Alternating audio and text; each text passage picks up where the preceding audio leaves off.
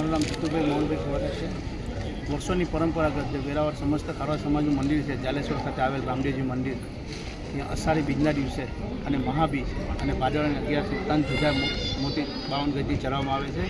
તો આજે અષાઢી બીજના દિવસે જે જાલેશ્વર મંદિર સાથે મહાપૂજા, આરતી અને ધજા ચડાવવામાં આવી છે અને મહાપ્રસાદ સામૂહિક અત્યારે બપોરનો રાખેલો છે.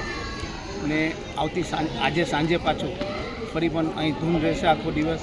ને રાત્રે લેટ નાઇટના 5ની આરતી થયા પછી મહાઆરતી થશે.